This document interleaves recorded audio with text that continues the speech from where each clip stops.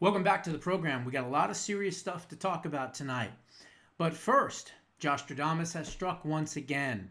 Now, this Neville Singham guy, this Sri Lankan communist billionaire with ties to the CCP, he is now going to be investigated by the Department of Justice for funding the LA riots. So, really pleased to hear that that is going to happen. Also, Josh Hawley in the Senate has said that he's going to demand all the records from all of the people involved, and if they don't, they will be also criminally referred.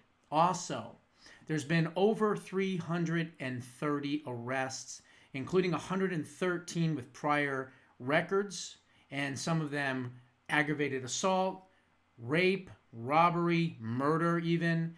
And so we are cleaning things up. You know, the best thing about these LA riots is that we didn't have to come and look for you.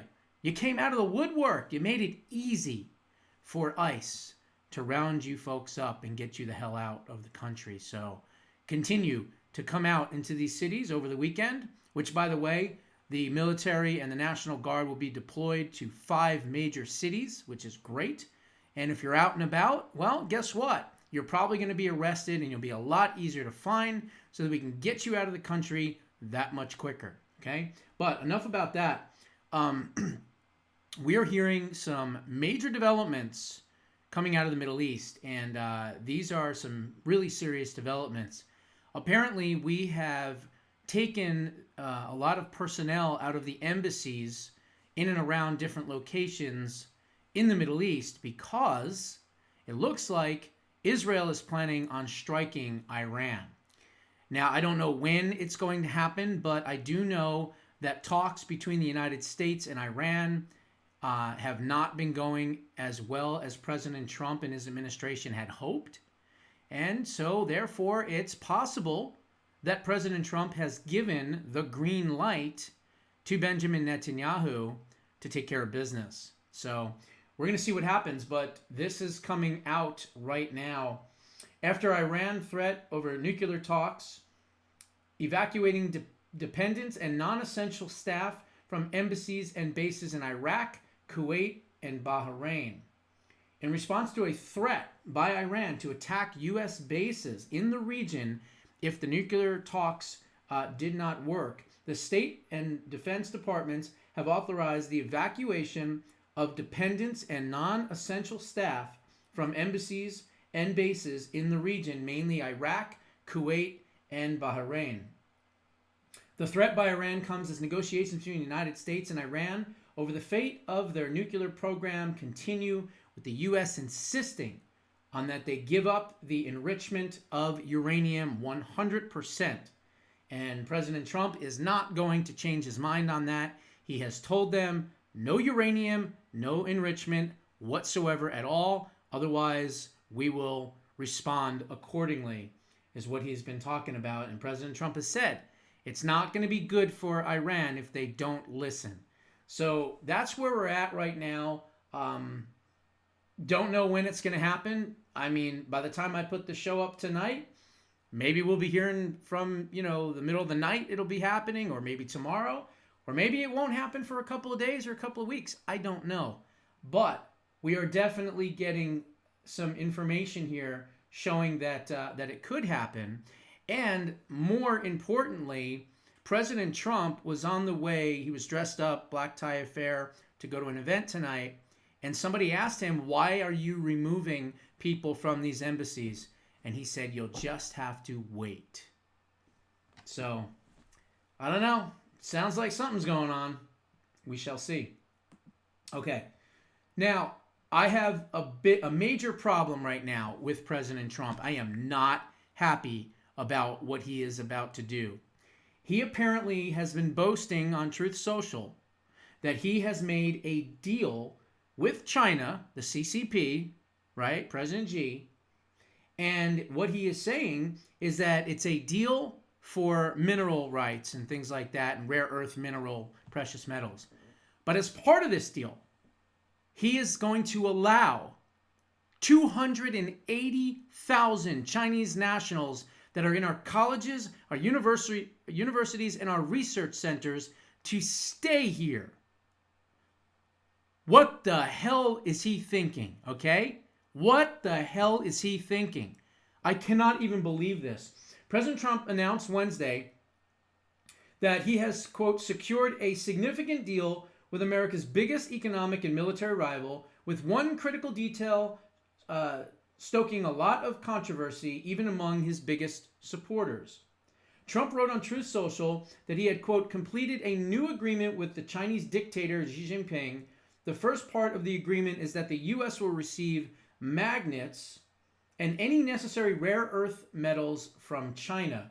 This is critical because China produces roughly 60% of the world's rare earth metals and processes nearly 90% of them. See, this is another reason why we have to have a security agreement with Greenland.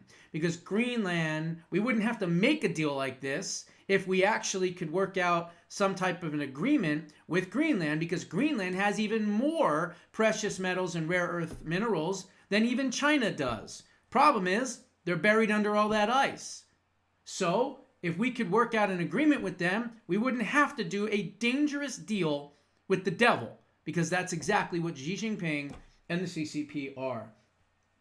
Our deal with China is done, subject to final approval and President Xi and my approval, Trump wrote in all caps. Full magnets and any necessary rare earths will be supplied up front by China. However, China is getting a significant win in all of this. Trump revealed that Chinese students will continue to study at American universities, even though some have already been caught on American soil in American universities smuggling dangerous, deadly bioweapons and pathogens. Trump closed by saying there would be a 55% rate on their goods, while America's products in China would face a 10% rate. I don't understand this. It makes no sense. Why are we doing this deal with the devil? I understand we need rare earth minerals and things like that. I get it. China could cut us off. We'd be in a bad situation. I understand that as well.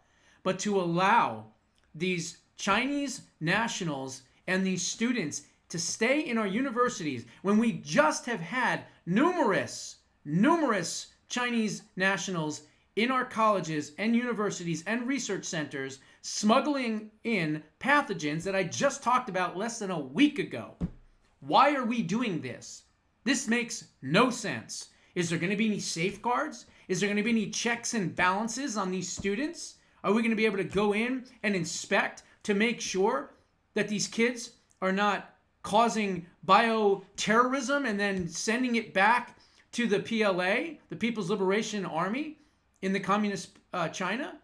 I mean, it doesn't talk about any type of safeguards here. So I'm not sure what the hell is going on, but I am not happy about this, and none of you should be either. So I wanted to bring that up as well. Now, the House, let's talk about some good stuff. The House has just voted to take out of committee, meaning a certain amount of House members voted to advance it to the floor, DOGE cuts to cut NPR, PBS, and of course, DOGE's U.S. aid. Final floor vote is expected this week. The House of Representatives has advanced a $9.4 billion spending cut package proposed by President Trump to be voted on later this week on the House floor. This includes cuts to national public radio, public broadcasting services, and of course, the U.S. Agency for International Development, also known as USAID.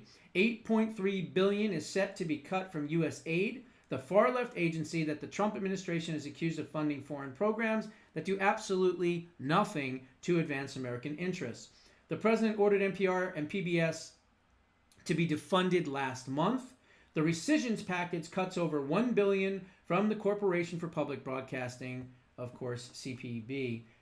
And then it says that Trump signed the Ending Taxpayer Subsidization of Biased Media executive order, which directed the CPB Board of Directors to cease federal funding for NPR and PBS.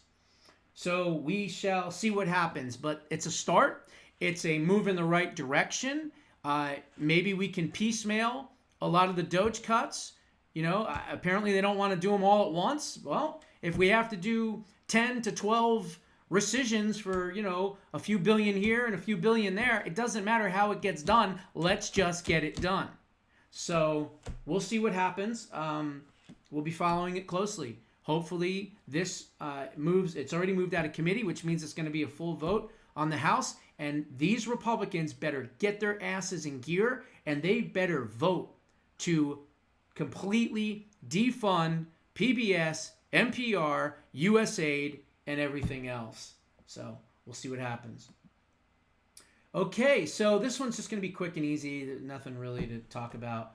But apparently, David Hogg was even too white for the Democratic Party these days. Well, I guess he just didn't identify as a, lesbian, non-binary leprechaun with a disability and purple hair who's a two-spirit or something like that, right? That's pretty much what you have to be and identify as these days to be in leadership for the DNC. So he has been booted out, and I'm sure some purple-haired freak with nose rings and face tattoos and gauges in their ears and who knows what else, and probably identifies as a cat or a caterpillar, will be the next person in charge there. So anyway. All right. Last but not least, this is nuts, okay? La Reconquista. What does that mean? Well, it means to take something back, basically. Mexican Senate President floats a plan to annex part of the United States, not part of the United States, a quarter of it, pretty much landmass-wise, of the United States as illegal aliens continue to cause mayhem in Los Angeles. Listen to this crazy bastard. One of the most powerful leaders in Mexico is floating a plan for his country to seize a large chunk of the United States as these riots in Los Angeles continue to rage. Senator Gerardo Fernandez Noronha, the president of the Mexican Senate, responded to the mayhem on Monday by promoting La Reconquista, a radical idea supported by individuals who want the American Southwest to be returned to Mexico. In his remarks to reporters in Mexico City, he revealed that he once told President Trump that he supported building and paying for the wall as long as it included the states of California, let's see here, California, Texas, where else does he want? Here it is. California, Texas, New Mexico, and Arizona. This guy is absolutely insane. He thinks that he's going to somehow figure out a way to get this back. Hello, we kicked your ass in the war and won it fair and square. This is the United States of America, and it's going to remain the United States of America. So all I can say to this Fernando idiot is bring it on. Come on, bring Mexican troops in to the United States of America. See what happens, okay? See what happens when hundreds of millions of armed Americans think otherwise, okay? Tread lightly, Mexico. I'll leave it at that. So anyway, this is the craziness that's going on. Again, this is not going to be the Summer of Love 2.0, okay? It's just not. As I said in the last video, this is not the same DOJ. It's not the same FBI. It's not the same DHS. It's not the same ICE. It's not the same National Guard. And it's certainly not the same military. President Trump has already signaled that he will even consider using the Insurrection Act or whatever he has to do to make sure that we are going to be safe. And the bottom line is this weekend is going to be a big, big test. Why? Well, because number one, not only is it his birthday, but it's also Father's Day weekend. And it's also a big anniversary for the United States. And more importantly, there's supposed to be parades. There's supposed to be a lot of action going on. So President Trump is not playing around. He is sending, as I said earlier, National Guard and military to at least 5 separate big blue cities to quell any violence that may occur.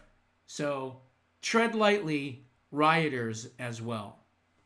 Those are my thoughts. What are yours? Put them down in the comments below. I'll see you in the next one.